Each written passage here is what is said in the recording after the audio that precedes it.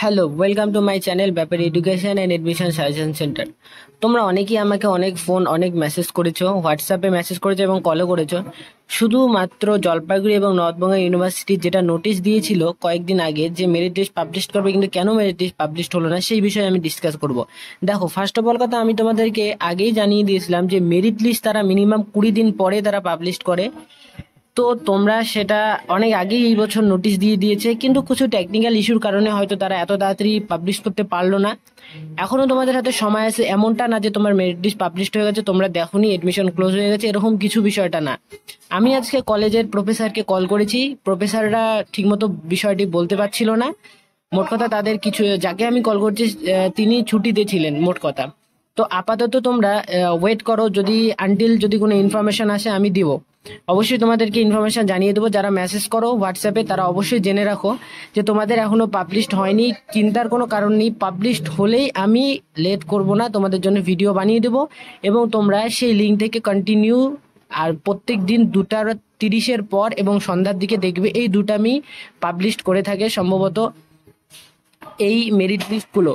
অর্থাৎ যত merit list আছে 2টা-2:30টার পর থেকেই সাবমিট হয়, মানে পাবলিশ শুরু হয়ে যায়। তো তোমরা টেনশন কিছু নিও না, নর্থবেঙ্গল ইউনিভার্সিটি যবে পাবলিশ হবে সেই রিগার্ডিং জলপাইগুড়ি ল কলেজও পাবলিশ করে দেবে। দুটো কলেজের ইনফরমেশন একসঙ্গেই দিচ্ছি। আর যারা ফোন করো আমাকে, অবশ্যই তোমরা মনে রাখবে 6টার পর আমাকে ফোন করবে। এটা সমস্ত ইনফরমেশনটা গেল মেরিট লিস্ট রিলেটেড। এবার তোমরা যারা পয়েন্ট, মেরিট পয়েন্ট কীরকম আসবে না আসবে সেটা রিলেটেড জিজ্ঞেস করো, আমি সেটা তোমাদেরকে জানিয়ে দিচ্ছি। দেখো, ফার্স্ট অফ অল কথা হচ্ছে তোমাদের যাদের 86-এর মধ্যে আছে, জেনারেল 87-এর মধ্যে আছে, তারা জলপাইগুড়ি ল কলেজে নাম আসবে 10 থেকে 12টা মেরিট লিস্ট পাবলিশ হওয়ার পর। তার মানে তাদের নাম আসার চান্সটা অনেক। আগের বছর তোমাদেরকে আমি বলছি 82, আমার দেখা লাস্ট একজনের নাম এসেছে, 81-এও এসে গেছে জেনারেলে।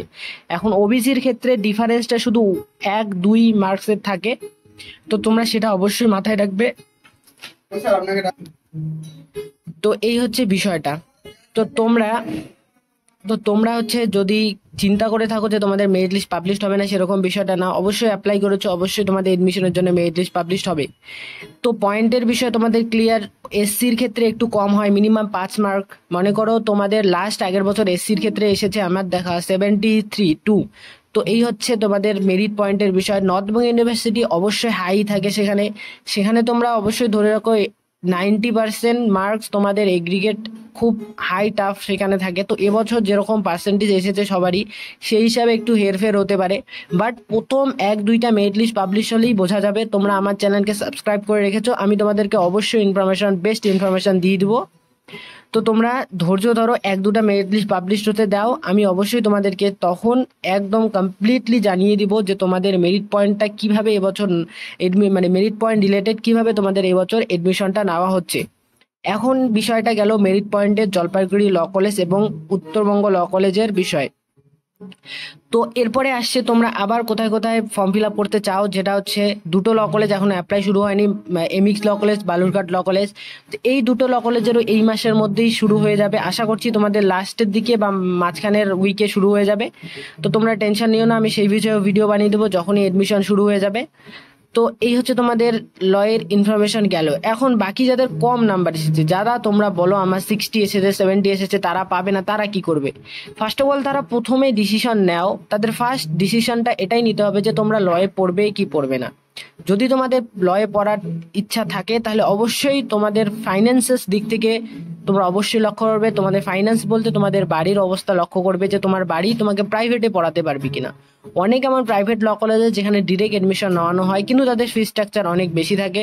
সেটা তোমরা অবশ্যই অনেক জায়গা থেকে ঘাটাঘাটি করে, অনেকেই আমাকে কল করেছো যারা অনেক জায়গায় ঘাটাঘাটি করে দেখেছে যে ফি স্ট্রাকচার বেশি।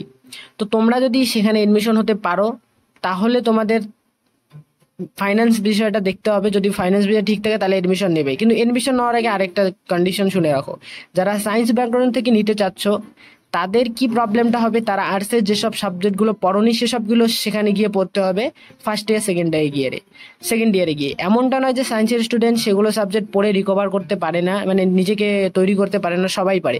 বাস তোমরা মাথায় রাখো, শুধু এটাই বিষয় মাথায় রাখো, সেখানে তোমাদের সায়েন্স ব্যাকগ্রাউন্ড থেকে যদি কম মার্কস নিয়ে ভর্তি হতে চাও সেখানে তোমাদের রিকভারি নেওয়ার ক্ষেত্রে প্রবলেমও ফেস করতে পারে।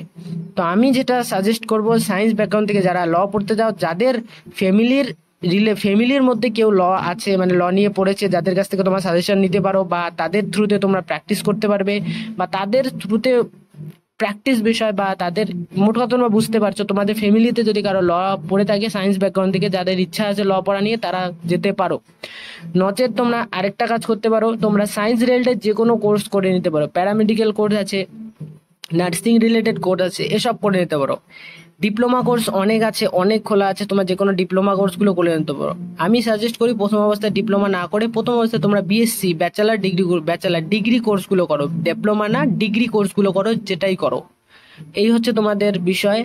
আর হচ্ছে যারা তোমরা হচ্ছে সরকারিতে এক্সাম দেওয়ার জন্য প্রিপারেশন হচ্ছে, তারা অবশ্যই মাথায় রাখো এক্সামের প্রিপারেশন যেন তোমাদের 100% এফোর্ট থাকে, কারণ সেখানেও অনেক কম্পিটিশন থাকে।